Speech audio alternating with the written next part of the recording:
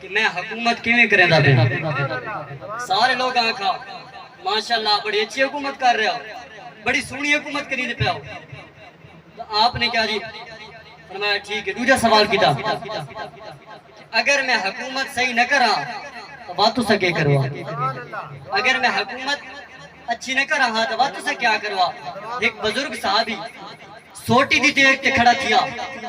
سمجھے گل یہ اس عید دی تفسیر ہے وَقُولُوا لِلنَّاسِ حُسْنًا کہ جب بھی بات کیا کرو تو سچی بات کیا کرو تو آپ نے فرمایا کہ اگر میں حکومت صحیح نہ کر رہا تو بات تو اس بزرگ صحابی نے سوٹی ہلا کے ڈنڈا ہلا کے حضرت عمر فاروق نے دکھایا کہ اگر تسا اچھی حکومت نہ کرو تو ساری کیا جی دنیا دے وچ سارے کولے آلہ بھی موجود ہے جڑا حکومت صحیح کرامن والا ہے حضرت عمر فاروق راوی لکھتے ہیں کہ دی طرف دوڑ پہ بھج پہ آپ نے فرمایا گلے نہ لایا کہ میں تیرے تے فخر ہے اس واسطے فخر ہے کہ میری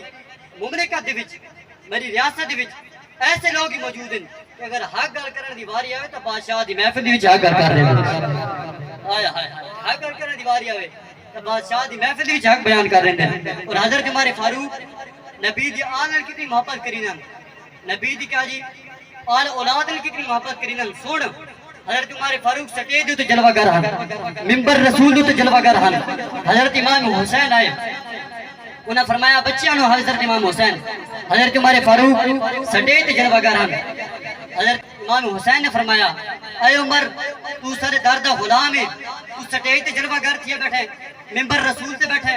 تو سارا غلام ہے حضرت عمر فاروق منبر رسول تو اتر آئے تلے آ گئے آپ نے فرمایا کہ یہ گل میں لکھ کے دو ہائے ہائے ہائے